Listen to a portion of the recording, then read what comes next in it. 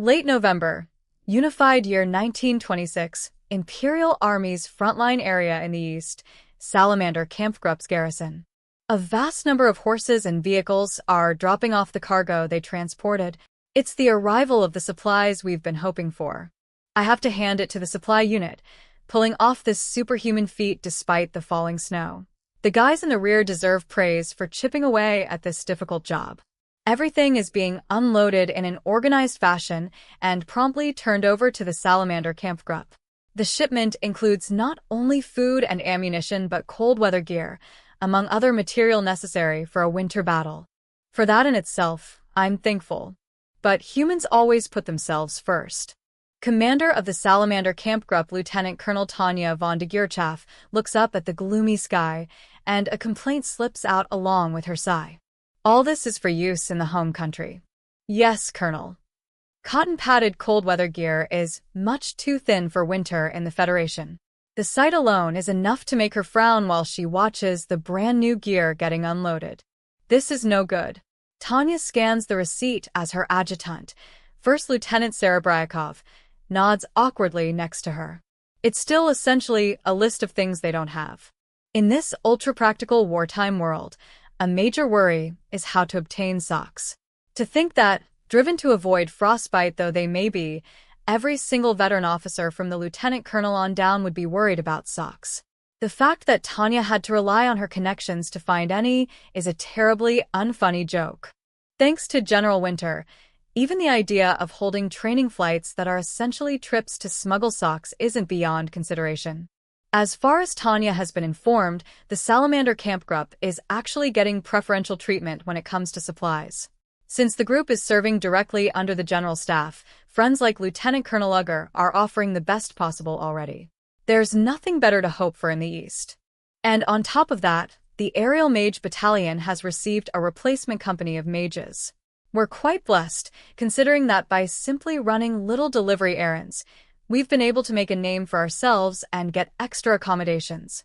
In other words, even we can only get stuff like this. The grumbling of the commander of the Salamander KAMPFGRUPPE is indicative of the current situation in the East. There's an ancient saying about how meat and clothing make a man courteous, but sadly, in war, even clothing never works out the way you'd hope. I guess our only saving grace is that we have enough food and ammunition, but though Tanya is relieved to be resupplied, the gloomy state of the Imperial Army is enough to make her dizzy. When she looks up without thinking, even the color of the sky annoys her, although she knows she's venting her feelings. Even a single white cloud in the Federation sky would annoy her. She can't help it. Colonel? Oh, it's nothing. The supply personnel must have sensed Tanya's dismay. In response to their concerned expressions, she puts on a wry smile as if to say there's nothing to worry about.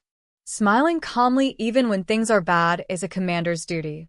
It's been a long time since she desynchronized her inner thoughts from her facial expressions.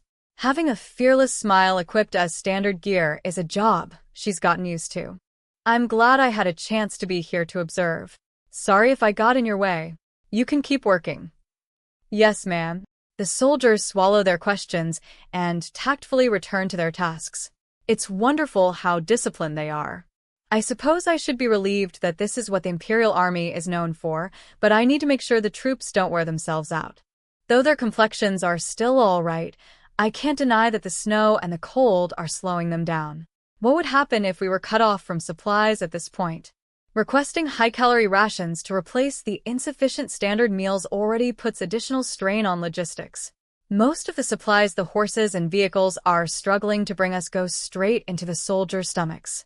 Barely any progress has been made on updating the front's winter gear or stockpiling ammunition for an offensive. It's not that I'm not grateful for the supplies that do arrive. It's just that their transient nature gives me a headache.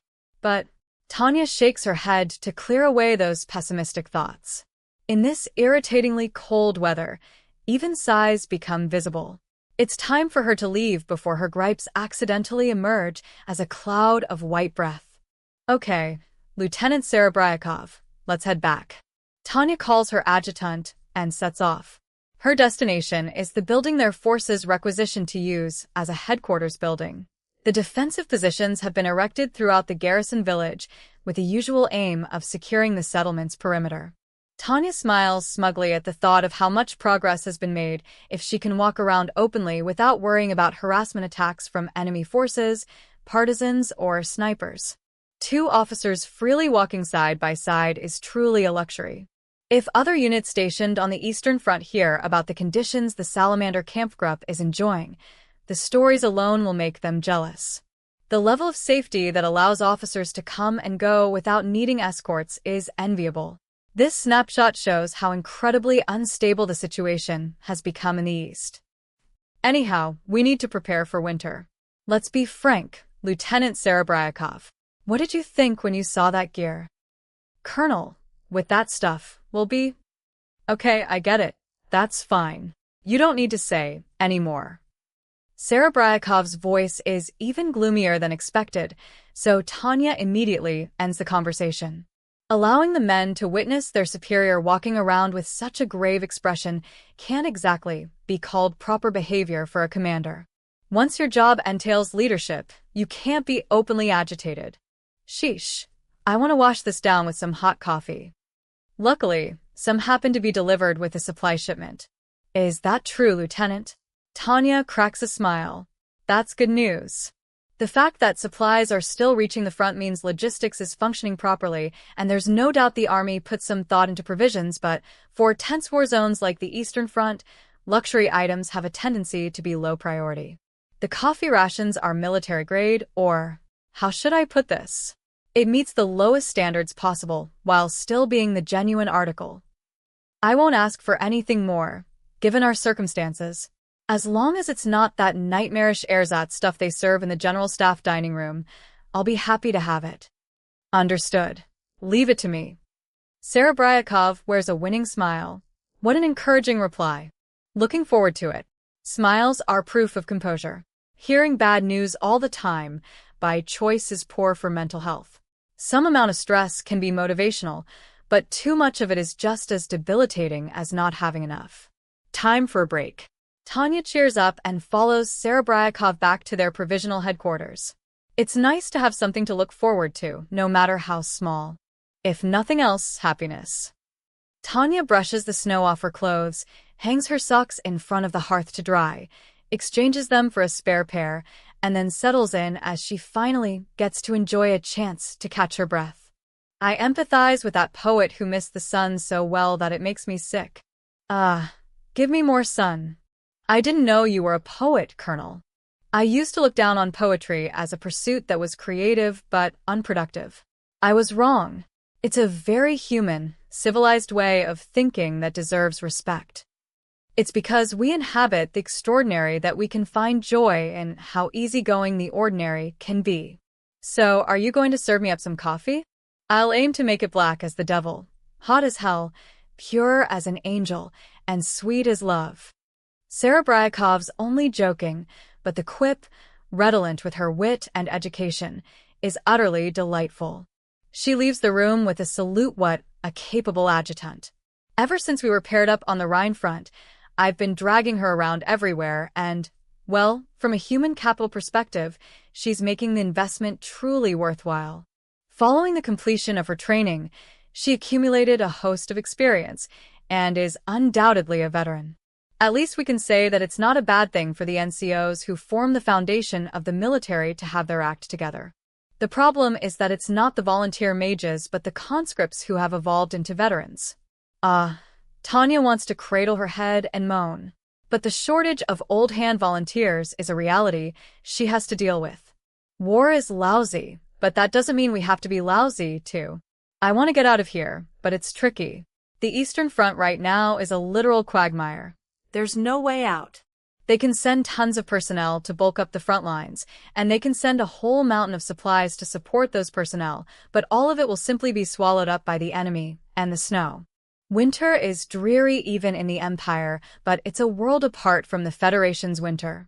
If the former is a gloomy sky, then the latter is an endless battle for survival against General Winter. Since neither side seems to mind squandering resources despite the season, this madness continues. Tanya, who loathes waste by her nature, is simply astounded. Way to go, everyone. It's ridiculous to fight a war in weather like this. Though military rationale demands it, the lack of regard for the national economy is absolutely staggering. The way each warring country is pouring their budgets into this and racking up debts doesn't strike her as sane. It's less like military expenses are eating into the national budget and more like the budget is military expenses plus a couple of extras insanity. Of course, if you're sane and fighting a war, something else is wrong with you. In the extraordinary, sanity is extremely rare. As a representative example, take the complete breakdown of supply and demand during wartime. It's quite a vexing problem, deciding whether to call it a failure of the market, curse it as a warping of economic principles caused by government intervention, or classify it as an exception that occurs only under certain circumstances. As a problem in the fields of economics and ethics, this battle is complex enough that I could probably aim for a doctorate with it. That is, if I get to write a thesis after the war. What little remaining sanity I have is terribly precious. I can only hurl myself into the world of philosophy and sacrifice my sanity for a degree once this war is over and things return to normal. On the battlefield, all you can do is keep attrition to a minimum and sleep when sleep can be had. The duties demanded of Tanya now are fighting with all her might, resting as much as possible, and keeping herself in good condition however she can. In that sense, a luxury item like coffee is certainly a welcome refreshment. Sorry to have kept you waiting, Colonel. It's here? Tanya looks up without thinking. She's missed coffee for so long. Getting to drink real, hot coffee in a war zone and at the frontline headquarters of the KAMPFGRUPPE is priceless. When Serebryakov returns, Tanya smells a fragrance she had nearly forgotten. I'm surprised, Lieutenant. Could this be? Yes, I don't think they've managed to replicate the scent artificially yet. Tanya's eyes pop open because it catches her off guard. She looks at the cup of coffee she's been offered and murmurs, "It sure doesn't smell like the military stuff." Even with a body overwhelmed by the snow and cold, there's no way she would mistake it. This beautiful fragrance is coffee. When she takes a sip, she thinks, this is what it means to get emotional. Unfamiliar, alien flavors are minimal, while the taste of the coffee has kept well enough that it's palatable. Any coffee lover would be able to tell the difference between this and an ersatz version immediately. Can I ask if this is really government ration? I understand how you feel, but it is government ration. Serebryakov notes that you never know what you'll get sometimes, but I'm also sure the fact that she was the one who prepared it for me is an important factor in the taste. Finding someone who can make a good cup of coffee is another difficult thing to do without investing in human capital. Usually, though, the bottleneck is the beans. It is my firm belief that making a drinkable cup of coffee from miserable coffee substitute or poor quality beans is a feat approaching the realm of alchemy. Where is this imported from? I'm surprised they were able to get enough for a whole army, even if that only includes the troops on the Eastern Front. It must have been quite the challenge. This is what it means to be grateful, yet taken aback. Tanya had only just been explaining in the document she's writing how frostbite eats into the fighting capacity of the KAMPFGRUPPE. When your job is to write a petition requesting socks and cold weather gear while drinking nice coffee, you're bound to feel a little cognitive dissonance. Personally, I'm glad the coffee has gotten tastier, but I'd really prefer if Command could supply us with what we need to make it through the winter. It's fine that they value the effect luxury goods have on frontline morale, but the fact of the matter is that proper food, clothing, and shelter are the most basic necessities, and not having those needs met will be a problem. Plus, the food, clothing, and shelter usually offered to soldiers are not particularly luxurious. The bare minimum of civilized conditions and only enough nutrients to do light work will leave them short on calories. In the army, eating is a duty. To be a good soldier, one must eat. Being able to sleep as required is another quality perennially sought in soldiers. The reasons are clear. Energy must always be maintained and combat strength should constantly be kept as high as possible. Shortages of cold weather gear and food shouldn't ever happen. Should I just have them avoid unnecessary exercise and nap instead? It's not as if we're underwater in a submarine. Excuse me for saying so, ma'am, but though we may not go hungry that way, I think not having the chance to warm up our bodies will also cause problems. So, you're saying it'd be better to have them outside exercising? Regardless of what we do in the summer, I think it's unavoidable in the winter. She's right, thinks Tanya, shaking her head to change gears. It's great that cold weather and other gear are being sent over with a winter battle in mind. Issues are piling up little by little, but we don't have to despair yet. Maybe what we have is better than nothing. Lieutenant Serebryakov, do you think the measures we've taken are good enough?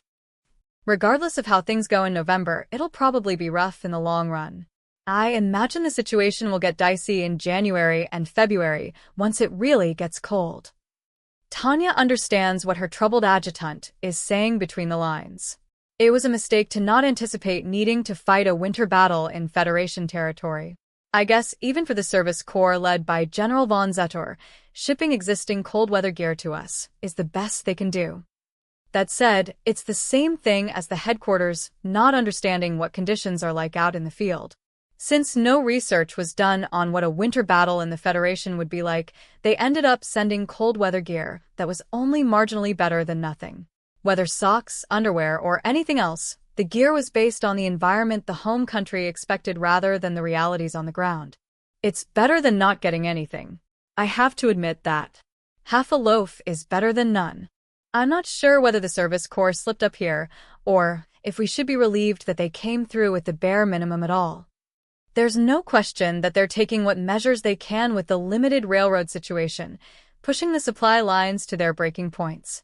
I can tell the higher-ups are putting in an uncommon amount of effort. Still, to Tanya, the problem is clear. It's still not enough. A thin overcoat won't cut it. The leadership may be working hard, but these results won't do. These clothes simply weren't designed for cold that sinks into bones. Maybe if we layered up, we would finally be able to protect ourselves. Hard work may be noble, but if results aren't forthcoming, it's just wasted effort. How about procuring our own cold weather gear? We're working on it using classified funds. Mainly we've bought stolen Federation gear from the Council for Self-Government, but they don't have much to spare. So, even if we have the money, there's nothing to buy, huh? No. Lieutenant Serebryakov shakes her head regretfully. Tanya lightly waves off her apology. It's not your fault. The Council for Self-Government established in Federation territory should have a whole pile of cold weather gear. Considering all the disputes popping up here and there during the war, there must be some truth in their claim that they don't have a sizable stockpile. I guess we have to be glad we were able to get what we got. If the items don't exist, then it's no wonder we can't procure them. Let's just hope the home country will send us socks made for the Federation's weather. My irritation is growing more severe as the cold deepens. General Winter, huh? Tanya mumbles to herself with her coffee cup at her lips. Frostbite and the cold feature in any book about war or history. Lieutenant Colonel Tanya von de Geerchaff knows better than the others what the effects of winter will be, but a picture is still worth 1,000 words. This is a huge pain. I can't imagine what it'll be like just from reading about it in books. I guess it's only natural, then, that I'd long for spring. She intended to say that only to herself, but Serebryakov answers as if she had been addressed. Don't forget about General Mud, Colonel. Setting down her half-finished coffee, Tanya nods. General Mud? Oh, I see. When the snow melts, it'll be a mess as well. She doesn't even have to look out the window. Snow is a crystallization of moisture. Once warmed up, the result would hardly differ from someone splashing water all over the ground. He has a tendency to be underestimated, but I think General Mud might actually be a greater threat to the Empire than General Winter. It's logic she can agree with. Mud is incredibly troublesome. No wonder the German-Soviet lines in the east were cursed as a swamp. But I still have to wonder about Serebryakov's opinion. When I remember all the stories of how much trouble the cold caused the Germans, it makes me think we should be more worried about surviving the winter. You have a point, but there's room for doubt in that conclusion. I think our greatest challenge will be getting through the winter. With all due respect, I disagree. Tell me more about your position. It's rare for Tanya's adjutant to hold out so stubbornly, so she is particularly interested to hear what she has to say. Serebryakov is an outstanding soldier, and more than that, she's an officer who is quite well informed on most issues connected to the Federation. It's possible that she knows the military maps better than most everyone. The Imperial Army is too dependent on mobility, and we're no exception, Colonel. From the time our military was founded, its doctrine was the optimization of the interior line strategy. It's not an exaggeration to say that mobility is part of our organization's very makeup, which is why we won't be compatible with a battlefield where we can't maneuver. Tanya nods as if to say, that makes sense. I guess this is another harmful effect of the Imperial Army's Galapagos syndrome. You mean a swamp, huh? I see. I guess it does sound a bit more concerning than general winter. But the mud will slow down the Federation Army's large units as well. But she refutes her own words the moment they're out of her mouth. So it's just the difference between human wave tactics and a mobile battle? Try as it might, the latter can't escape the impact of the environment. So the major offensive the General Staff is planning for spring is also at risk. She thinks and nods, then laughs off her own comment. If we make it through the winter, that is. In Japan, they say that if you speak of the future, malevolent gods laugh. But even as someone who doesn't believe in malevolent gods, I see merit in the idea that there is a limit to human knowledge and foresight. It's pointless for the General Staff to be planning a major spring offensive when so many of us are stressing about how to protect ourselves from the coming cold. All right, Lieutenant Serebryakov, your view is quite interesting.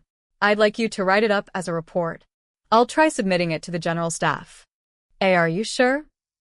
I'm pretty sure I haven't turned into such a narrow-minded commander that I would ignore sound reasoning. Staff officers, myself included, have a tendency to pursue doctrine optimization to extremes. Additionally, if we criticize the higher-ups with the views of an officer in the field, I'm sure they'll listen. After all, you've worked your way up the ladder. Since you don't have any weird preconceptions of how things should be, you can offer a fresh perspective. In other words, a deconstructed view. Every last one of the officers in the General Staff was trained at the War College to cultivate and perfect the same way of thinking.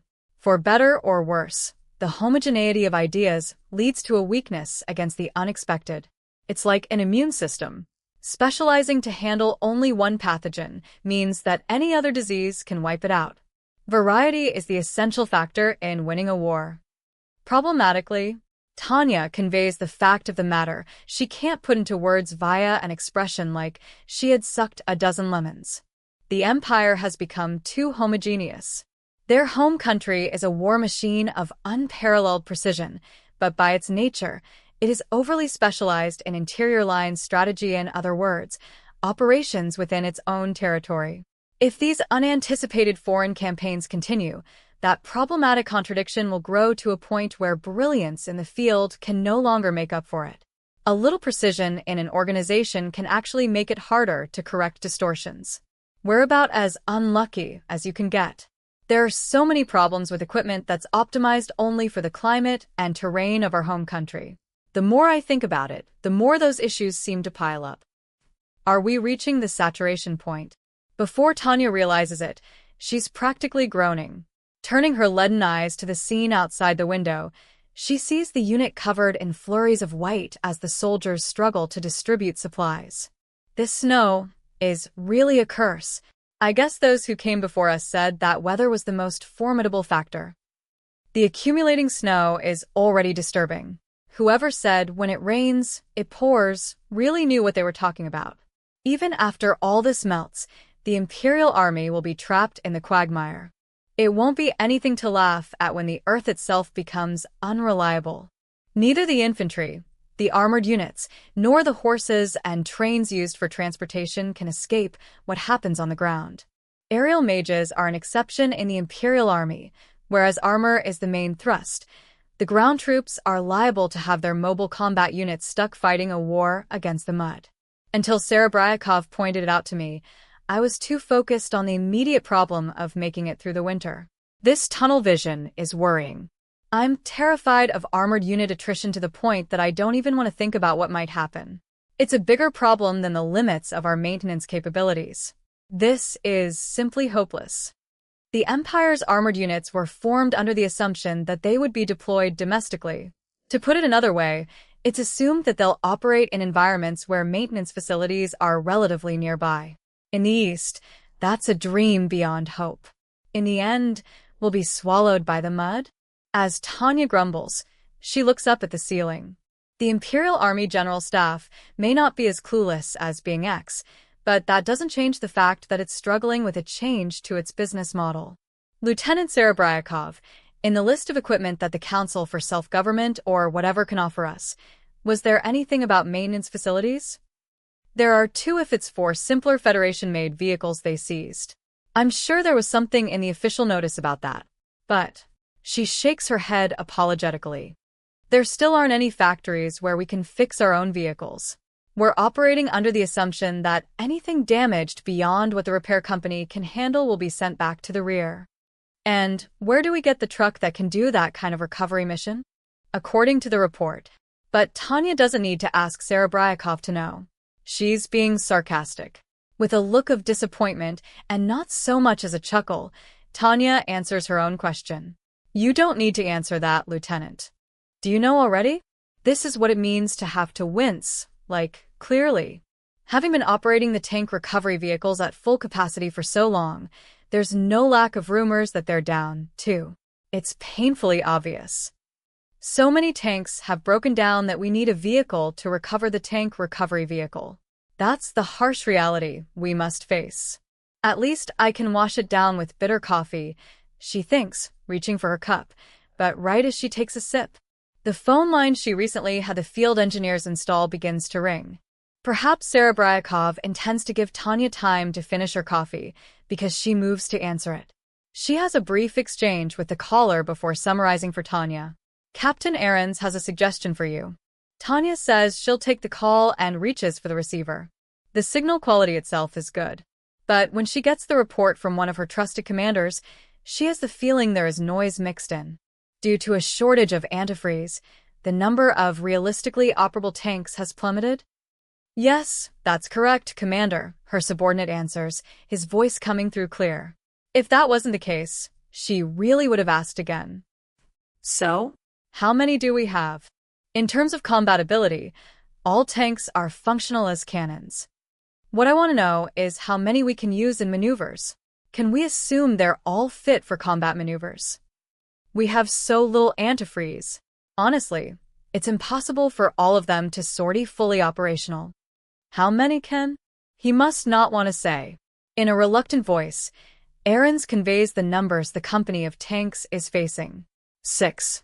Plus another 5 more we can probably get moving somehow. Wait, Captain Ahrens. She interrupts his report without thinking. The most optimistic estimate you can give me, out of a unit of 24 is 11? As you say, ma'am. His report, delivered as if he were frozen solid, causes Tanya to furrow her brow in spite of herself. When she absent-mindedly lifts her cup to her mouth, the coffee is already gone.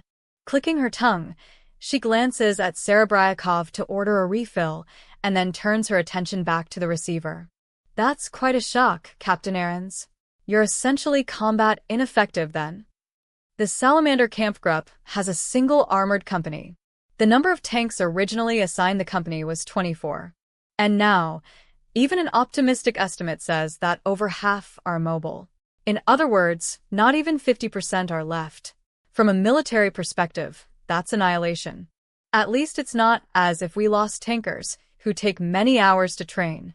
If we could acquire vehicles for them, reorganizing the company wouldn't be difficult. That's the only silver lining in this whole mess. Still, Tanya feels dizzy but can't stop herself from asking. The problem can't be wear and tear from combat. So how did this happen? We're experiencing too much mechanical trouble.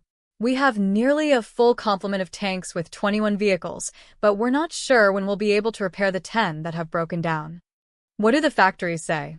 Never mind, I already know. It's chaos. Their schedule has been slammed with requests from the entire army for a while now. Yes. Captain Ahrens's voice is strained. Of course it is, I think internally, wincing with the realization that Tanya's face must be tense as well. General Winter is a terrible foe, isn't it? This is what it means for something to be worse than the stories. It's probably safer to think of it as a particular environment, like Norden. I barely have any experience in Norden. Formally, I did some training there, but it only consisted of patrolling the border during summer. This is what we get for pushing people through the accelerated program, huh? The shortened program was designed to cover the critical points for the moment, but it clearly wasn't up to snuff. At the same time, the general staff can't really be blamed. They're doing the best they can under the circumstances. In fact, Captain Ahrens is an outstanding officer. Disciplined officers who can resolutely lead from the front when the need arises are precious. You could safely call him the ideal armored forces specialist. The problem is that there's a limit even to that. Accelerated training is inescapably biased. When the program is too focused on achieving quick results, their investments in human capital become too specialized in a single field. She can't help but anticipate that a lack of variation in personnel development will come back to bite them hard in the long run. To put it in extremes, it's like building an entire accounting department out of people with abacus credentials. It's not as if abacus skills are completely useless, but it's clear that re-education is necessary if the circumstances change. If those accountants learn something besides abacus, there could still be use for them yet. But if they never do, that's a different story. Captain Ahrens, setting aside the issue of poor development of human capital, let's get back on topic. We should focus on flexing what military might we have on hand. Listen, we know how fragile these tanks are in the cold they weren't designed for. I want to hear what you think we should do about it. About that, I actually have a provisional solution. Oh. Tanya sips the coffee Serebryakov has brought, only to choke in the next instant. Diesel as a coolant? I get that we're out of antifreeze, but this man wants to use diesel in its place? Yes, Colonel. It's what we've come up with, so we'd like to try this, if it's all right with you. Captain Ahrens, I want you to explain this to me. I'm sure we're getting periodic shipments of diesel to use as tank fuel. It makes sense that we probably have some stocked up, but Tanya is utterly serious as she questions him over the line. It's diesel, you know? You're planning to pour it in as antifreeze? At the most basic level, in the absence of proper antifreeze, some other similar liquid is fine. I checked with the mechanics, and diesel should achieve the bare minimum of what we need. But that diesel isn't made for cold weather. I have no idea what the mechanics are thinking. Aaron starts to explain further, but Tanya cuts him off. No, proposal rejected. Listen, she continues.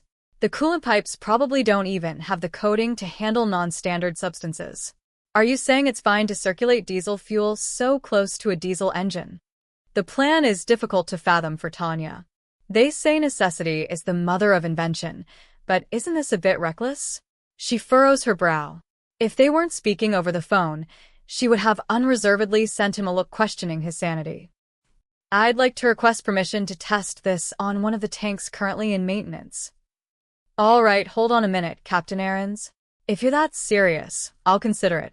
You really have to do this. My apologies, but please consider it. When Tanya's eyes flit toward the window, the view that greets her is that of a land consumed by snow. I see. It's unbelievably cold out. He must be asking for a chance due to a truly pressing sense of urgency. You're serious about using diesel as coolant? Only one you hear? I'll take responsibility if something goes wrong. Just don't lose any personnel. Understood. Let me know how it goes. Adding the formality about how she's expecting good news, Tanya hangs up. She nearly sighs, which is basically a conditioned reflex by this point. I'm aware that she should suppress the urge, but holding in sighs is bad for mental health. Busted before we even get to use them? This is the absolute worst. A sigh hidden behind complaints. Tanya's only consolation is that since she's indoors, her breath isn't visible. There would be no hiding a telltale white cloud. Switching gears, she gets ready to return to her usual, routine work when she hears a knock and looks up. Commanders essentially have no time to themselves, but this is plain hectic.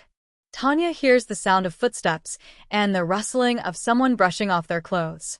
The one who asks to enter is a subordinate officer assigned to the infantry unit. It's Lieutenant Grants, Colonel. May I have a moment of your time? Sure, what is it? Grants must have been brushing the snow off the overcoat that is little more than camouflage-esque sheets. If he came in without doing that, the coat would have gotten wet and heavy. From his complexion, it's simple to gather that he was nervously stamping his feet earlier because he has a heavy report to give her. About the infantry unit, the gear we received may not dash. Hold up, Lieutenant Grants. I don't like having my time wasted with minced words. Just give me an accurate report. When she interrupts his hesitant tone and gives him a stern warning, he seems to get it. As expected, the lieutenant straightens up and corrects himself with an apologetic look on his face. Excuse me, Commander. To be frank, the gear we've received isn't meant for winter battles in the Federation. As a result, there's been an outbreak of serious deficiencies. Here you go.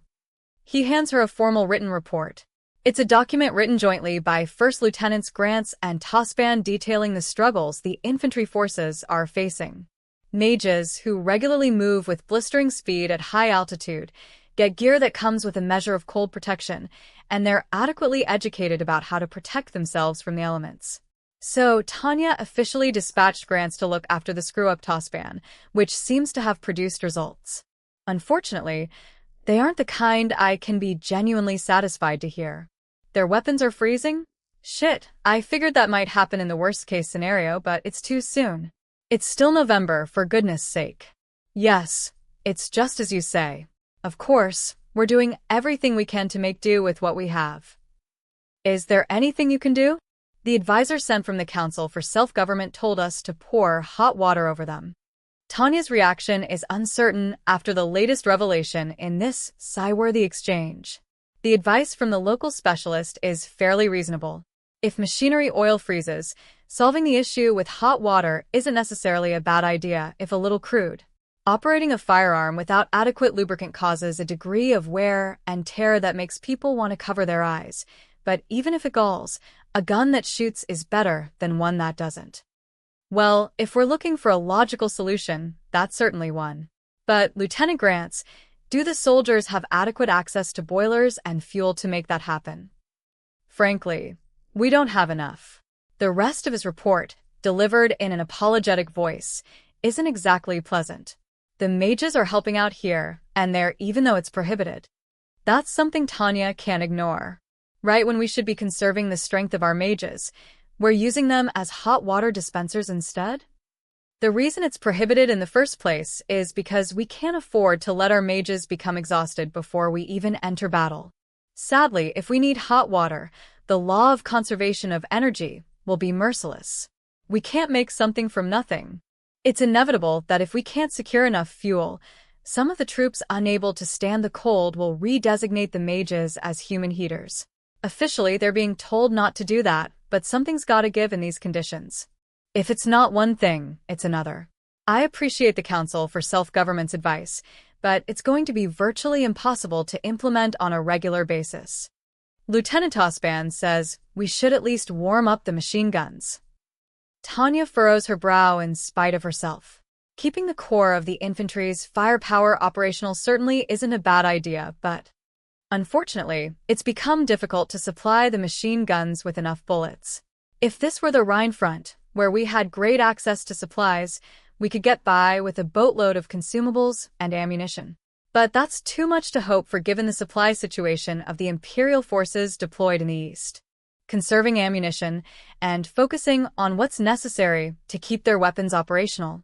The idea's not bad, given that it's coming from Tospan. But as the commander of the Kampfgruppe, Tanya can't approve. Raising our overall firepower is our greatest concern at the moment, isn't it? I mean, what could we do if the enemy breached our perimeter? We can't fire into our own lines and mow down our guys along with the intruders. Machine guns are convenient. In fact, they're too convenient. Soldiers who are overly dependent on them are often fragile. Infantry fight at the very front. That's an immutable truth. A foot soldier who gets into the habit of hiding and waiting for support loses much of their willingness to fight, and can be called only a former soldier, someone who used to be a warrior. If, hypothetically, machine gun support was cut off, what would you do? In the worst case, we'd use our shovels to eliminate the enemy in a close-quarters battle. Lieutenant Grants, I don't deny that the shovel is an implement born of civilization, but... Tanya answers her subordinate's confident declaration in a tone of voice that sounds like she's suffering from a headache. It's not as if this is the Stone Age, so I want us to have the brains to avoid that kind of scenario in the first place. As a commander, I can't send you out with nothing but shovels to fight against Federation soldiers wielding small arms. Suddenly, Tanya realizes what's so weird about what she just said. Hold on. The Federation troops are armed, too. Yes. Grant has a blank look on his face, as if he wonders why I'm bringing up something so obvious. Realizing it was a mistake to ask this slow-witted guy, Tanya changes targets. She turns to her adjutant, as if to say it's better to ask someone who knows the enemy. Lieutenant Serebryakov, you can read the official Federation language, correct? Yes, of course. Great. Tanya nods and continues. We need weapons we can use. And enemy weapons are clearly viable even in this cold. In that case, the solution is simple. The "you've got to be kidding" expression on her adjutant's face is evidence of how sharp she is. Meanwhile, Grant seems confused, so for better or worse, his thinking must be too inflexible for this. Actually, it's likely that after he gets more experience, he'll be able to make the leap as well. We're going to use enemy weapons. The ones that we've seized? I beg your pardon, but... She already knew he would grumble that they didn't have enough. Lieutenant Grant's, luckily I have a few ideas for where we can get more. Now then. Tanya's expression is unconcerned as she continues. Lieutenant Serebryakov. Yes, ma'am. We have some Federation small arms, right? We're going to test them. Understood. With no questions asked, her adjutant retrieves the list of seized items off a shelf. This synchronization is important. Tanya's happy to reconfirm that she is a capable, rare breed of officer who grasps her intentions immediately. Here's a list of everything the Kampfgruppe has, Colonel. Go with her, Lieutenant Grants. See if those weapons are usable or not. Not long later, some modest comparison trials were done. What we tested was the full complement of Imperial infantry gear.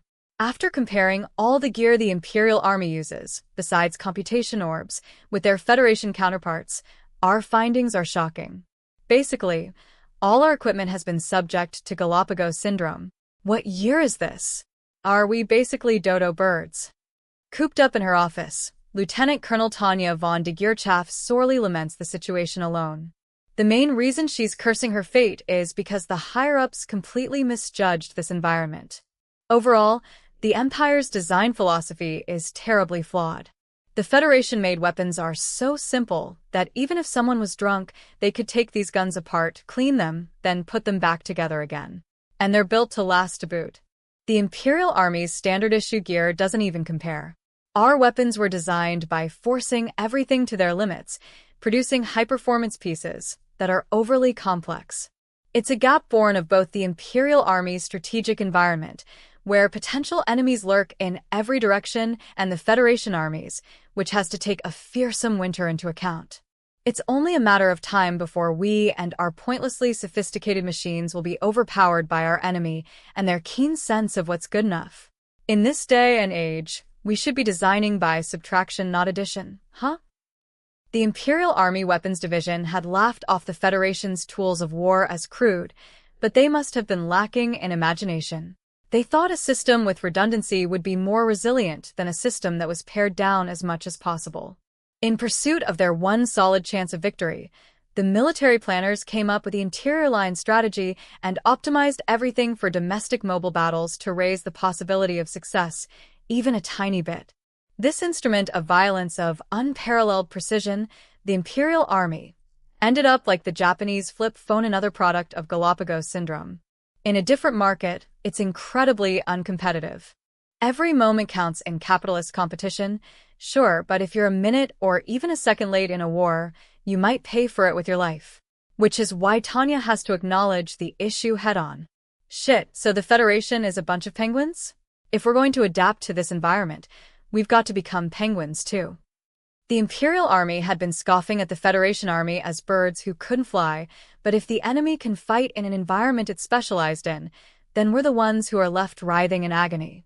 From Tanya's perspective, The Empire's position is based on a huge miscalculation. Troops on the front lines need weapons that can be used in the field, not in a lab. Knowing the problem gets them halfway down the road to a solution. If the issue is that their equipment isn't adapted to the environment in the Federation, we'll have to make do with whatever's available, Tanya murmurs, glaring at the map hanging on the wall and then breaking into a smile. Recently, there have been multiple reports of contact in an area of the Federation dotted with villages and forests. That has to mean there's a weapons and ammunition depot nearby. The partisans are also active, so for better or worse, there's no lack of prey. After all, this is the front line even if the joint Imperial Army and Council for Self-Government battle against the guerrillas has been making rapid progress. It's understandable that since personnel is finite, the priority is maintaining stable communications lines. As a result, the guerrillas near the enemy front line have mostly gone unchecked.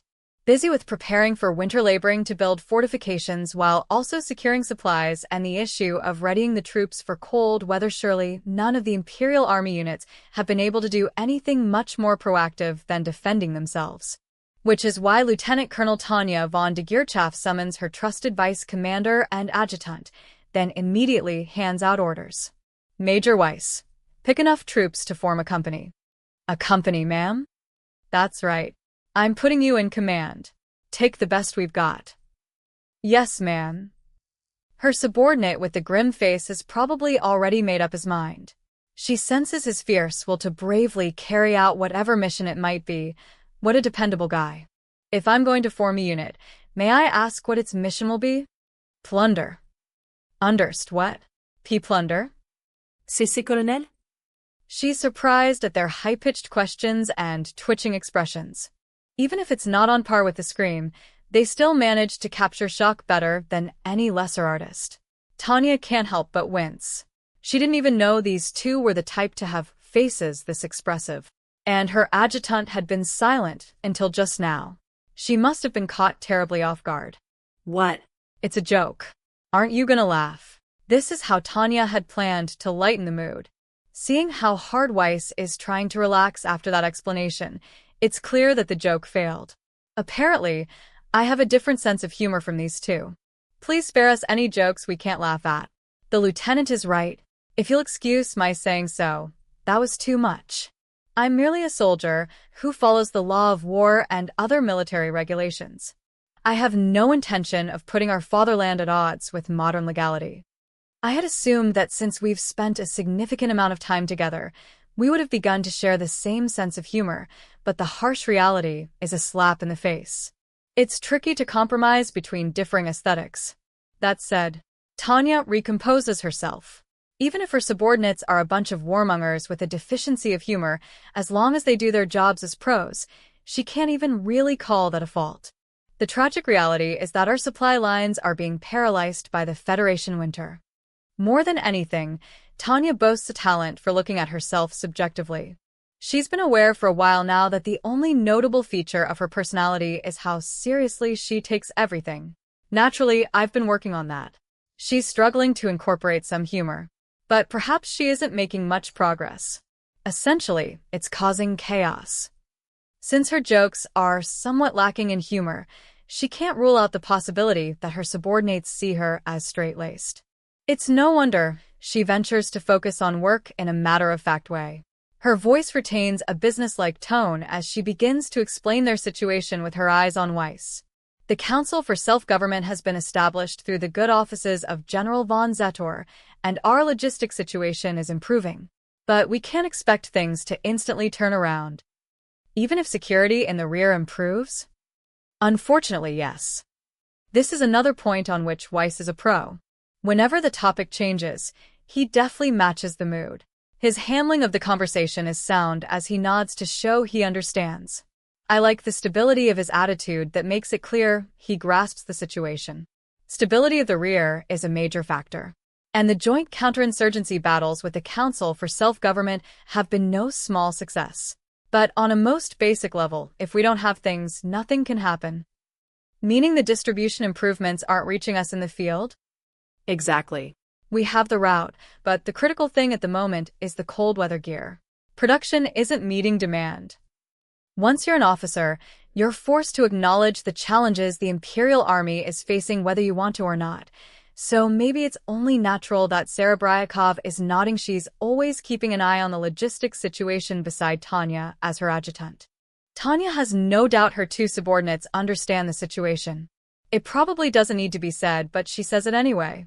Under the circumstances, the Salamander Kampfgruppe is being hounded by our need to complete preparations for winter. That about sums up our current status. Loathing waste and minimizing risk aren't mutually exclusive, you know. It's not logical to spare a little effort only to drastically increase the chances of an accident occurring. That's nothing but laziness. Anyone who does that is trash who should be shot, which is why Tanya is always careful to follow procedures. However, I suppose it should be said, in order to put our full power on display, we need to procure optimal gear. Excuse me, ma'am, but where are we supposed to get it? Weiss seems to be saying, you can't be serious. In other words, he's catching her drift nicely. Tanya nods as if to say that the answer is exactly what he suspects. The law of war allows the seizure of the enemy's national assets. The Federation may not have ratified the law of war, but the Imperial Army adheres to the rules of engagement on principle. Tanya studied the rules of war on land so intensely at the academy that she practically memorized them, so she's confident in her expertise in this field. Laws aren't made to be broken but dodged. I'm fairly certain the law of war allows seizure of cash, funds, and realizable securities, which are strictly the movable property of the state, along with weapon stockpiles, means of transport, stores and supplies, and generally all property of the state, which can be used for military operations. I believe that's true, ma'am. Then all we need to do is procure them from the Federation Army. The company Weiss organizes will be deployed as an assault unit for that purpose. Let's capture any weapon stockpiles, stores and supplies, and generally any property of the state that can be used for military operations. Please allow me to point out a somewhat delicate issue. It can be rather difficult to tell which property belongs to the state and which belongs to private individuals. Weiss is an outstanding officer, but it seems his mindset is different from the rest of the world. Tanya is happy to debate the finer points of military law. She welcomes it with her intellectual curiosity, but only if it doesn't disrupt business from getting carried out. Major Weiss, you must be exhausted too. Exactly what front do you think you're standing on? Seeing from his reaction that he missed the point, Tanya glances at Serebryakov in spite of herself. Her eyes are enough to convey what she wants to say. Her adjutant nods, seeming to get it as she lets out an "oh." Isn't our enemy in the East the Communist Federation? The wonderful commies reject the idea of individual ownership of private property. They're reckless enough to declare everything to belong to the state. It's like how 1 + 1 is 2. The only ones who seek proof of this are mathematicians. Similar to the practical application of mathematics, Tanya will always value the importance of a simple explanation. Denial of private property rights. The advance of nationalization. With these givens, the conclusion is self-evident. Practically everything in the Federation can be considered movable property of the state. And the law of war doesn't prohibit an army from capturing property belonging to an enemy nation. Now, here's the crux of the issue. Are there any laws that prohibit the seizure of property of the state when private property rights don't exist? Isn't that forcing it a bit much? Even in the Federation, surely property on an individual level exists. Serebryakov's counterpoint is correct. Setting aside the law for a moment, there's no practical way for us to separate or discriminate between what property belongs to whom. But Tanya has to mention something as well. If you twist the interpretation a certain way, almost all property in the Federation is state-owned. Correct, Major Weiss. In a sense, this is an exceptional environment scholars of war laws could never even dream of. How wonderful that the law of war was written without taking communism into account. In Tanya's circumstances, it's the perfect tool for justifying her actions. Legally, I imagine we're permitted to take quite a lot. Anyone who digs deep into the world of law will find themselves in the world of legal logic, not ethics. Individual opinions vary as to whether something being legal makes it morally good or not. But that's how laws go. just like the rules of a game. Thus, the individual known as Lieutenant Colonel Tanya von de Geerchaf figures she's fine as long as she adheres to the framework described by the rules. There will be legal problems with the classification of public facilities and other immovable, but there's nothing wrong with us attacking Federation partisans and having them share their weapons and ammunition with us. Indeed, it's almost as if you're proposing a form of warfare that could be called a plunder economy. You seem to be getting a handle on the economics of war, Tanya responds. Excellent. It's like what Sun Tzu says in The Art of War. Anything you can procure in enemy territory will be spectacularly more effective than the same thing brought along from your home country. First, the transport costs are as good as zero, and there's no time or effort spent ferrying things all the way to the front using the railroad network. Second, anything that helps you hurts your enemy. These are all good things. What else can you call it but terrifically delightful? I don't imagine we'll be able to fulfill all the KAMPFGRUPPE'S needs, but I think it's a better use of a mage company than setting up camps and outposts. I'll lend you Lieutenant Serebryakov as an interpreter. Go ask our neighbors to lend us some weapons, food, and ammo. Communists love sharing, so I'm sure they'll cry tears of joy. I'm sure they will. Do as the locals do, right? I'm merely trying out the commie way of life. Organizational level seizure. This seems like a great time to try that out. Now then. Tanya smiles. Seeing that Weiss's humor deficiency won't be a problem at the moment is a major development. It's a good sign that he has the wherewithal to crack jokes. We can't afford to neglect our work. Military service is a job after all. On that note, I'd like you to form a company and move out. Find a group of armed commie insurgents to lend us some gear. Understood. And is that company supposed to oversee transport as well? No, that won't be necessary. I'm planning on attaching Lieutenant Westman's replacement company as support. I see. So basically they'll be conducting a training flight with an added transport role? Weiss nods as if satisfied by that explanation. His response has Tanya grinning immediately. That's exactly right. Then she suddenly adds a word of warning. Knowing Lieutenant Westman, he'll want to engage in combat, but don't let him. Understood. Tanya turns to her adjutant, who has spoken up. Are you sure, ma'am? There's almost no substitute for live combat. What Serebryakov says makes sense. Yes, I see now. Westman and the other freshly minted mages lack experience. It's not the worst idea for them to get to know what it's like in the field. But in the end, Tanya shakes her head in a vivid display of refusal. Sorry, but the risk of losing recruits who haven't had enough training is too high. I'm glad I confirmed this detail with them. Tanya begins to detail her reasoning. Listen, Major Weiss, Lieutenant Serebryakov. We may not even be conscious of it because it's so normal to us, but flying long distances in assault formation and then carrying out an attack is actually incredibly exhausting. For these new guys, it will be all they manage just to accompany you. The two officers nodding and going, oh, right, must have forgotten. That's what I thought. I had a hunch. Tanya winces. The service records of the 203rd Aerial Mage Battalion are formidable. Serebryakov, who has been with Tanya since the Rhine front, is a distinguished veteran even among the battalion members. In other words, she has a rare amount of experience for a soldier in the Imperial Army. And Tanya knows that even sensible Weiss is a proper warmonger on the inside. It's only natural that the pair of them would stop being able to tell what is and what isn't unreasonable. I bet you were gauging the difficulty according to your own standards, right? It's just as you say, Colonel. How very like you, Major Weiss. You're an outstanding soldier, but depending on the situation, expecting the same out of everyone around you can become a trap. I'll be careful, he replies with an expression that seems to indicate he gets it, but objectively speaking, Tanya worries how much he actually understands. After all, the old hands are seasoned heroes worthy of the term elite.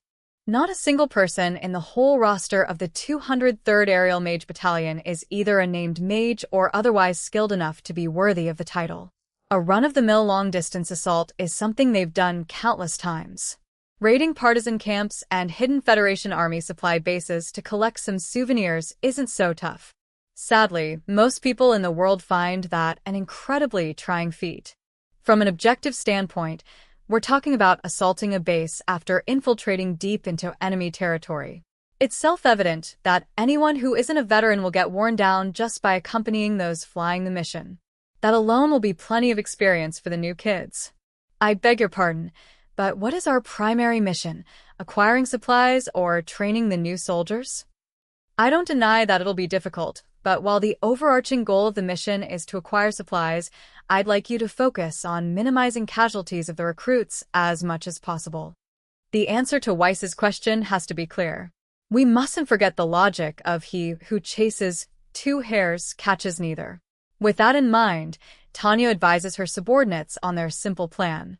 To cut to the chase, as long as no one is harmed in your or Westman's companies, I don't intend to take issue with how well the mission is completed. In other words, we'll prioritize the staple of on-the-job training, a field trip. You mean we should prioritize turning the deadweight into fighting power? Do your best to make something usable out of the cards we've been dealt. That's why I'm lending you Lieutenant Serebryakov to interpret. Get this done right. Only the shadiest companies crush newbies under a pile of work right off the bat. That's the commie way, and it's an extreme tactic that can be considered only when you're flush with human resources. Understood. I'll confer with Lieutenant Serebryakov and pick the members of my company. I'll get started on this plundering mission right away. Let's call it a special procurement mission. That does have a milder ring to it, doesn't it? Without a doubt, Tanya answers with a straight face. To avoid any legal misunderstandings, I'd like to present the mission in the most benign, euphemistic terms possible. Something similar to taking preventive medicine. I'll make this clear. Avoid firing on civilians. Excessive cruelty against partisans is also prohibited. Of course, she doesn't intend to be the type of clueless commander who issues orders before sticking the guys in the field with impossible restrictions. Frankly, though it'll be a challenge with the state of the battlefield, I'd like you guys to conduct yourselves as befitting an upstanding military unit. We'll do our best. May I ask what prompts such specific instruction? I want to fight the Federation's propaganda with the truth that the enemy army behaves well while the friendly army wreaks havoc. Instead of inspiring nationalism, I want to take a bite out of the enemy's sense of loyalty. I suppose you could call it a variety of psychological warfare. We'll undermine the Federation propaganda war by showing them how disciplined the Imperial Army is. If we can make a good impression on the Council for Self-Government as well, then we hit two birds with one stone. Understood. Allow me to confirm one point. Weiss lowers his voice quite a bit to pose his question. It's possible that we may witness friendlies committing illegal acts. Do you have instructions for us in that case?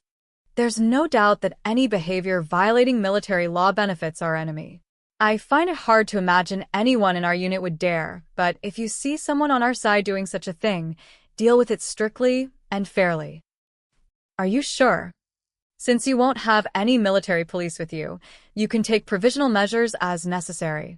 If you get in trouble for not following procedure later, I'll go to bat with the general staff for you. I won't hold back any support that will help my troops accomplish their mission. Thank you. It probably doesn't need to be mentioned aloud that some of the finer points in my decision are based on my principle of self-preservation. While we may be at war with a hostile nation, that's not everyday life. If I dirty my hands now, once things return to normal, it'll be hard to avoid trouble. That holds true in any era. I want to minimize the faults that could possibly be found. It's important to have the law on your side. These are considerations Tanya must have. Yes, ma'am. Let's call it a special surveillance and pacification operation built around the pretense of a limited strike. Make sure you recon the enemy the way a unit directly serving the general staff should. Leave it to me, ma'am. Weiss performs a textbook-perfect salute how reliable. Tanya returns it and tells him that she's counting on him to carry out the mission. At the same time, Federation capital MOSKVA, special subterranean meeting room. Even with the heater running and the lights set on bright, there was still something chilly about this MOSKVA underground meeting hall. My comrades probably look bleak because reading reports with dismal expressions has become a chronic condition among our ranks, thought Commissar for Internal Affairs Loria, with a wince. It was inevitable given the power structure within the Communist Party. It was understandable that no one would report a life-threatening error with a cheerful expression. The warping of reality was an unavoidable result. In that atmosphere, everyone wanted to minimize their failures and exaggerate their successes. What their situation really called for was level-headed and even cold-hearted objectivity, but that was frequently forgotten. The head of the Committee for Resistance in Occupied Territories, who had been reading a report since a short while ago before Loria, must have been thinking similarly. Put another way, this man was probably also intentionally avoiding the whole truth. To give an idea of the overall situation, it appears General Winter is presenting a major obstacle for the Imperial forces. I'll add that they seem to be running into difficulties with all their precise machinery designed for conditions in their warmer home country. That was a fine report. Loria's agent had delivered the same. That meant it probably wasn't a mistake, Peresi. But even if the factors making up the report weren't fabrications, the most critical part of the analysis was awful. I'd like to ask a few questions as the Commissar for Internal Affairs. Loria casually addressed the committee head comrade trying to finish his report. The question he asked in a supremely calm tone of voice was driven by his curiosity.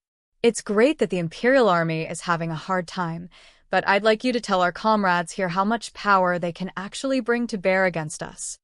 The enemy's condition is currently being analyzed. Loria was skeptical of how seriously the man meant being analyzed. He wouldn't say it was mindless to present intelligence that hadn't been properly looked over first, but he did sense something contrived about that excuse. So, you mean the state of the enemy forces is currently unclear? Loria stared silently. Suddenly put on the spot, the other man's eyes started to become panicked.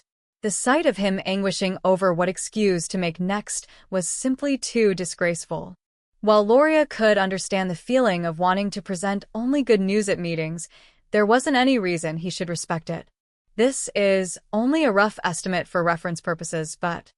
So when the head of the Committee for Resistance in Occupied Territories opened his mouth, seeming to have made up his mind, Loria furrowed his brow slightly. I asked for analysis, and he's offering a reference point? What the hell? We've received word from our comrades in the field that Imperial combat strength has dropped to half or possibly even lower. Is that true, comrade? We're conducting a careful investigation to look into it. Loria was after level-headed analysis and data, but this man didn't seem to understand that. His response missed the mark. It didn't take the others in the meeting long to notice. Yes, it was right about when the entire room was beginning to get disgusted with him. Bathed in the concentrated fire of their gazes, he hurried to speak. But we do know for sure that their fieldable forces have decreased. You mean they're having a tough time because of General Winter? Yes, Comrade Commissar. The Imperial Army is freezing solid in this cold weather. I believe we can state that much. I see. Loria nodded. When he glanced over again, he saw the idiotic face of a man who seemed to think he had managed somehow. To Loria, it was utterly disappointing foolishness. After it was clear that not a single piece of useful information regarding the Council for Self-Government was forthcoming, this man had become garbage. He must not have possessed any understanding of his role and what was expected of him. Meanwhile, the Commissariat for Internal Affairs had already acquired quite a lot of intel. They even managed to embed a truly capable agent at the executive level of the Council for Self-Government the Imperials had set up. His organization had far more intelligence about the issues the Imperial Army was facing than the blockheads in the Committee for Resistance in Occupied Territories.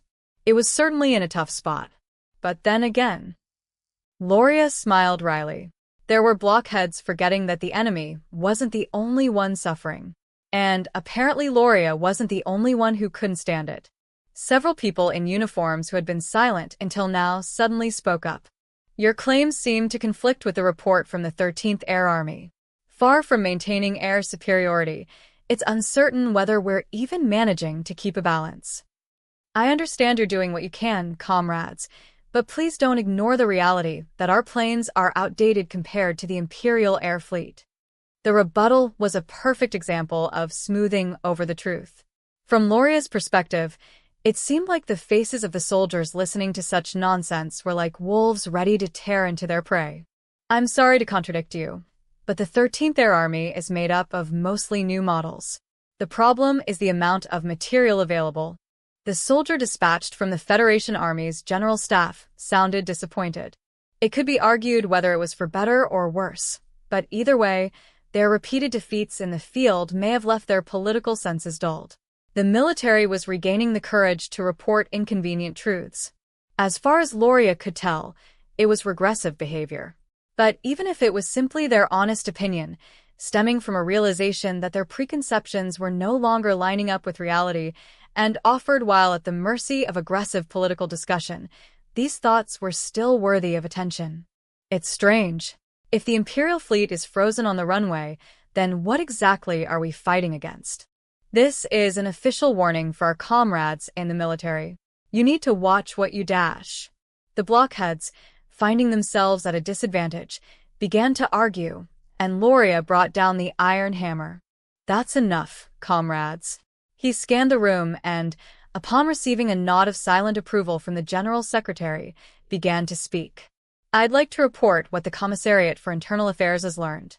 Comrades, let us first start by acknowledging two truths. Here, he said, directing a subordinate to pass out documents. He began giving a straightforward summary of the main points. First, the reports from our comrades devoting themselves to aid partisan activities probably aren't false. The Imperial Army is struggling with winter. That's not wishful thinking, but simple reality. He guaranteed the truth that the Imperial Army was suffering in the cold. I've prepared evidence to answer the Army's question, so please take a look. Are these repair facilities? That's right. Loria nodded as he made sure the papers had gotten to everyone before continuing. Note all the machinery. Though the photo was indistinct, a specialist could easily parse the info contained within. For the military men, it appeared to be more than enough, seeing as how they started to nod. It's plain to see that they're sending a terrible amount of their assets to the rear, as shown in the attached photo.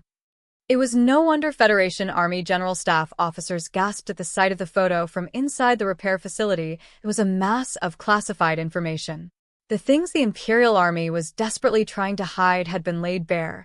If anything, there was hardly any doubt that this was an achievement worthy of a commotion. What surprised the soldiers most was how readily this intel had been handed over. Frankly, concealing sources of information even from your allies was a fundamental principle of espionage. Unless they were incredibly confident, no one would even consider revealing intelligence documents on a scale like this. They could tell the Commissariat for Internal Affairs seemed wholly convinced the Imperial forces wouldn't be able to discern the source. There's a second reality we must also acknowledge.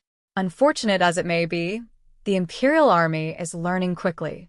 Everyone was hanging on Commissar Loria's every word to find out exactly how much his organization knew. The only ones uninterested in what Loria had to say were the people from the Committee for Resistance in occupied territories, whose thunder he had stolen. Especially because of those puppets, the Council for Self-Government. Yes, it turns out there are a few former Federation soldiers among the Separatists. Sadly, that means our winter battle know-how is undoubtedly leaking. Excuse me, Comrade Loria, is it true that the Imperial Army and the Separatists in the so-called Council for Self-Government are cooperating? The voice of the staffer from the Committee for Handling Occupied Territories trembled in a way that seemed to indicate he wasn't quite able to stop it from shaking. He struggled to find some fault in Loria's report. Of course, he did. It was literally a matter of life or death for him. Hoping to impart the impression that Loria's data weren't confirmed, just like his own organization's, this man recklessly turned his tongue on the Commissar. It could be Imperial propaganda, and failing to spot that would be a grave error. What say you, Comrade Loria? The report is accurate. We have no doubt whatsoever. So to what extent do the two parties trust each other? Loria was assailed with such an intense urge to burst out laughing that he struggled to contain himself. He replied in extremely polite terms to the blockhead's question. Indeed, I must admit that that's quite a difficult question for me to answer. So, I'd like to ask you something instead. How incompetent can you possibly be? Why in the world would you, of all people, ask me that? The man gaping at him was the overseer of operations in the occupied territories. Loria thrust reality into his face by telling him how things were supposed to be. You don't know? That's strange. Comrade, didn't the party task you with investigating governance? Loria censured him slowly, with pointed words. I really don't understand. How could you overlook the establishment of the Council for Self-Government? There's still no intelligence on it after all this time. From Loria's perspective, departments whose jurisdictions overlapped were sometimes a nuisance. Of course, the flip side was that if they were competent, their organization would actually be able to compete and pose a threat to him. But what was truly awful had yet to come. Shall I ask a different question? Traitor, how much did the Empire pay you? Useless allies were a nightmare. Ineptitude might as well be the same as betrayal. It had to be purged. That's not what happened. Then it has to be incompetence, negligence, or sabotage. No matter which, you've done an awfully poor job. All he had to do was murmur, get him out of here. Security personnel from the Commissariat for Internal Affairs standing by cut in and escorted the man trying to scream something out of the room in an exceedingly democratic and humane way. The rest was their job. Surely, he didn't have to give detailed instructions for every little thing. Anticipating his wishes was the bare minimum he expected of his security officers. And he wasn't worried about them making a mistake. With that, the issue of their former comrade was solved. Actually, this is the most critical intelligence we need to obtain. We're pouring our espionage efforts into rooting out traitors as much as we possibly can. Now that the cleanup was over, Loria turned the conversation back to the Council for Self-Government. All right, comrades. This matter is running behind due to the laziness of its former point person. I'd like to make a suggestion about how to progress. Loria continued his explanation in a matter-of-fact tone, though he spoke nonchalantly, as though he hadn't just made someone vanish into thin air. He had certainly seized enough initiative to dictate what discussion was on the table. They say that stormy weather friends are the true ones. I'd like to test if the Empire and the Council for Self-Government will remain friends in the snow. What do you think? If the Imperial Army and the Council for Self-Government were seriously intending to cooperate, that would have long-term implications. Putting together reports he had received so far from his mole in the Council for Self-Government, it seemed like the Separatists were expecting a lot out of the Empire. If the Empire was planning to actively cultivate their fantasies, that would be a nightmare. It could mean that the Imperial Army, which was supposed to be a mere instrument of violence, had transformed into a rival on a more subtly strategic level. Comrades from the General Staff. So spineless. He wanted to sigh at how cowardly the Federation staffers were, with their jerking shoulders. No, they had grown a great deal more forthcoming after all their mistakes. Of course, he felt bad that he had to threaten them. Because he understood how important sympathy was, Loria smiled gently. In a purely military sense, it's very simple. I want you to hit the enemy and see how they react. This is an official request on behalf of the Commissariat for Internal Affairs. Please ready a limited counterattack operation against the Imperial Army this winter. I beg your pardon, Comrade Loria, but a military operation for a political objective? The stiffened soldiers' faces spoke louder than he could have imagined. Apparently, the teaching that officers were to remain calm and composed at all times wasn't being followed very well. Loria had heard once that eyes speak louder than mouths, but regardless of where their voices were coming from, this reaction was overly dramatic. That's right. Comrade Commissar, as representative of the General Staff. Well, hold your horses. Loria raised a hand to quiet the uniforms. To come right out and put it bluntly, the mission is reconnaissance in force for a political objective. But look, I won't pin any purely military failure on you. It's only natural that strategic objectives are given priority. Our reconnaissance in force? We have an idea where the enemy line is. From a purely military standpoint, it would be a risk since it could end up an unnecessary attack. That's a good point. Loria nodded but refused to yield. War was the continuation of politics. The problem they were facing was strategic by nature.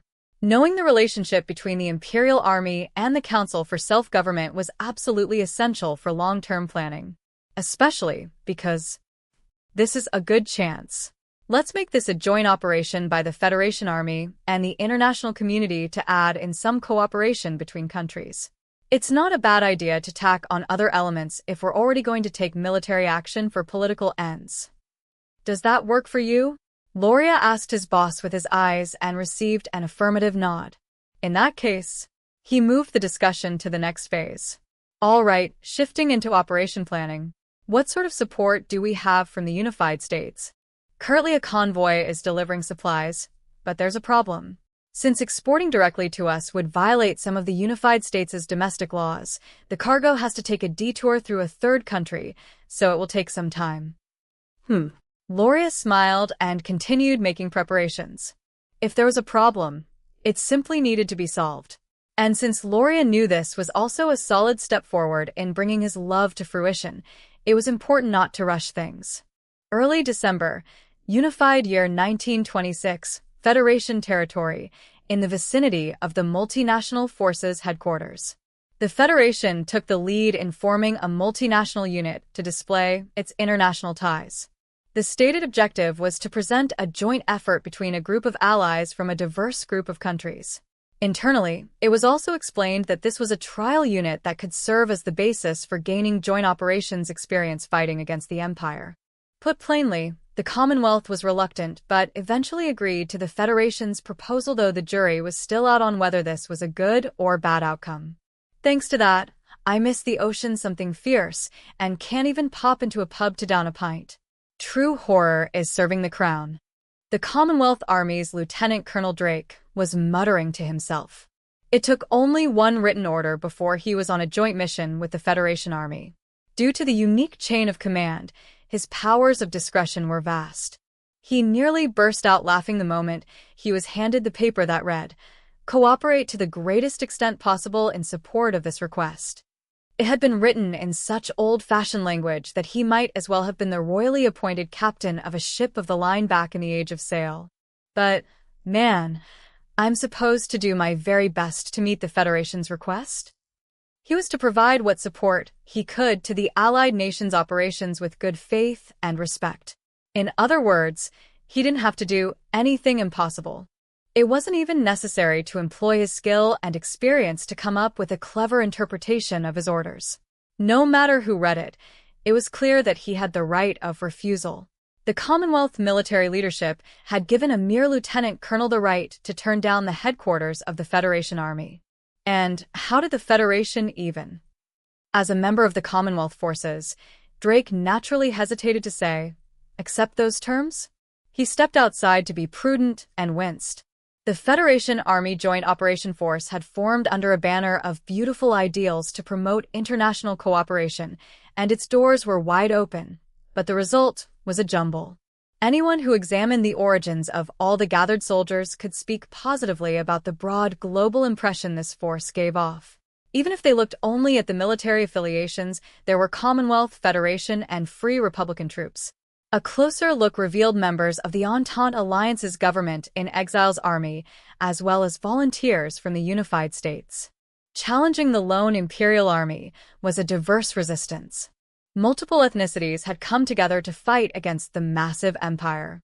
It was a powerful demonstration of humanity's progress and universality, worthy of applause. This was an incredibly photogenic moment. It could be said that the Federation's Communist Party spared no efforts on the propaganda front. Drake found himself admiring them, too. Taking a casual stroll outside, Drake was liberal with his praise. "Maybe we should get some of our colonial officials out here. They could use a lesson in PR from the Federation." The Commonwealth could claim only a passing grade in administering and ruling over multiple ethnicities. Dividing and conquering was all fine and well. That said, even a generous estimate put his homeland at about AB. They needed to learn from the communists how to consolidate latent energy and use it. Being able to say something without hesitating was an irresistible freedom. Happy he had no one accompanying him, Drake openly spoke his mind. Divide and conquer isn't the only way.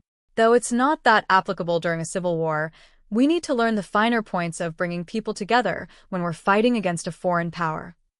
But this was also a matter of that said. Anyone looking up at the sky trying to sugarcoat their nation's selfish interests would be disappointed when they inevitably found them lying on the ground. I can't stand being manipulated by propaganda. Just thinking about straining to understand the veritable melting pot of languages all around him threatened to worsen his headache. Even going by just what Lieutenant Colonel Drake had heard before he left on his solo walk, it was clear that there was a great array of nationalities present, and their various languages were jumbling together into a mess. The disordered hierarchy commander's nightmare was also somewhat responsible for this state of things. In the end, it was tremendously difficult for anyone to communicate. Surely the situation wasn't any different inside the inn that housed their headquarters. This has to be what it was like right after the Tower of Babel was destroyed. Communications procedures had become absurdly intimidating. An official notice issued in Federation language would be translated so all the different nationalities could understand it, and then their replies would be translated into Federation language. Even for the most mundane exchanges, that was how messages were sent. Naturally, the commanders were at their wits' end. There wasn't a soldier on the modern battlefield place that demanded large amounts of intelligence be processed quickly who thought this system would hold up in combat. The point of propaganda was to make them look good, but logic could be twisted only so much. The only way to fix the situation was exceedingly simple. Interpreters, and lots of them. In other words, they would leverage material superiority to break through this obstacle. The practical issue was that the students who seemed to have been recruited from the Federation's language schools were, regardless of their proficiency levels, already speaking all sorts of tongues. Given the present state of things, no matter how many speakers they had, it wouldn't be enough. The shortage was so serious that even mid-ranking officers couldn't have interpreters. Which is why I got to savor this walk on my own.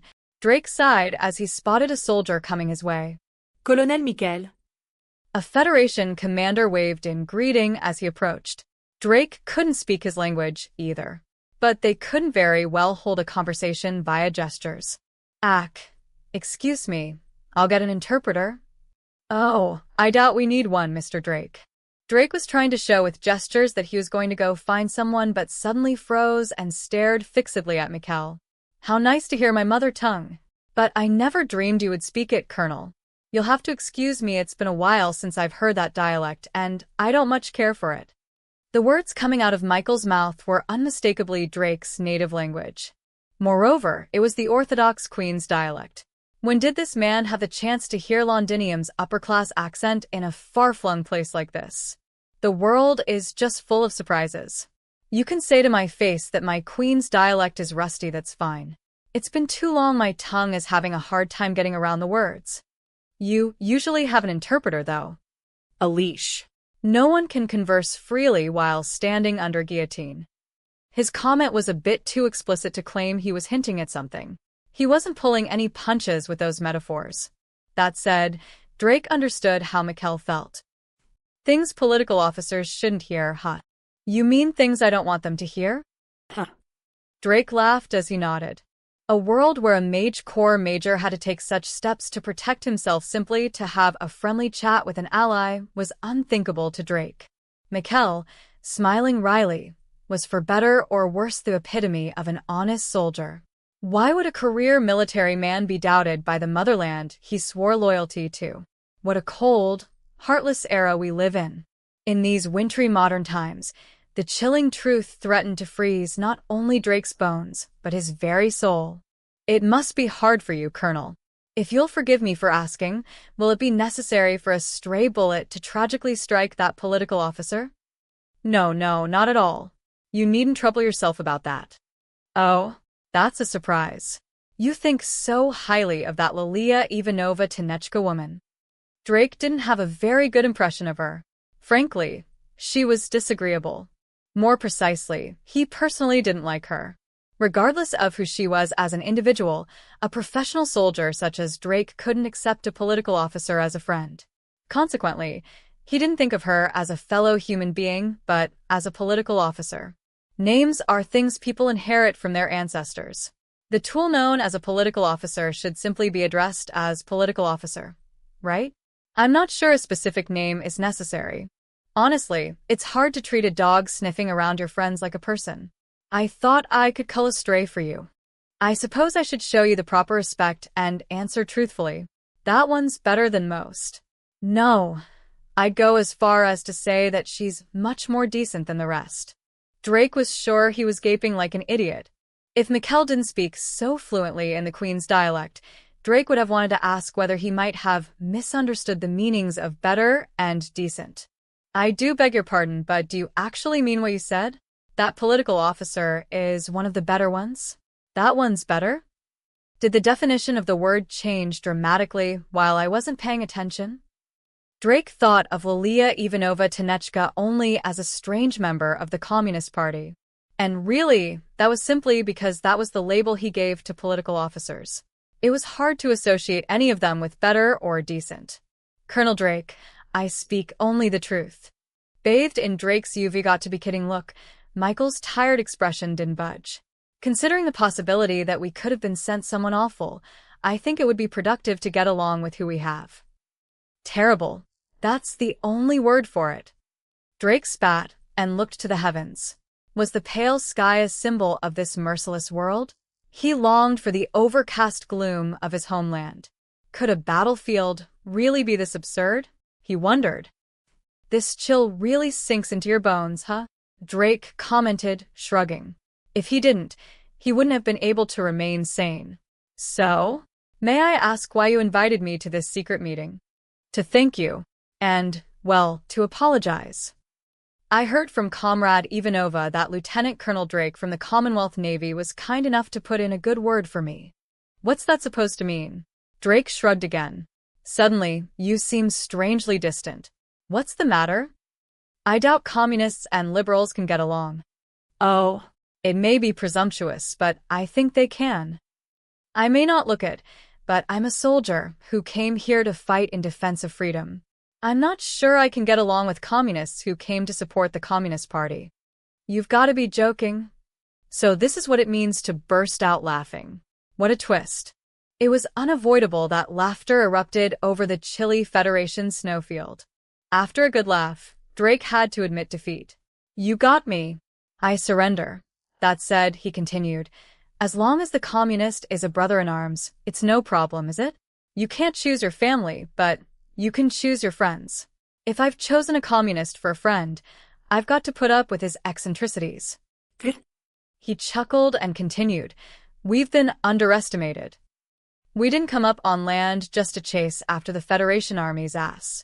Since crossing the ocean as direct support for the RMS Queen of Anjou, he had been fighting as a soldier.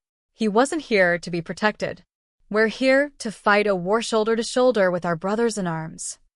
Even if friendship between countries wasn't eternal, brothers in arms were forever. The Federation may not like it, but what does that matter? If my allies are fighting, I'll fight alongside them. If my allies die, then I'll die with them. That's what it means to be a soldier. Belsaid, Colonel Drake. Oh, you won't call me comrade. I'd like to call you a brother. I must be smiling ear to ear. To call it the sympathy between two people who had fought on the same battlefield would be tactless. This was respect paid between friends. Time for work, then. Yes, let's get to it. They nodded and bumped fists. Most of what he wanted to say didn't need to be put into words. I wish you luck. It was the fist of his brother-in-arms. Drake was speaking with him through it. Nothing else needed to be said.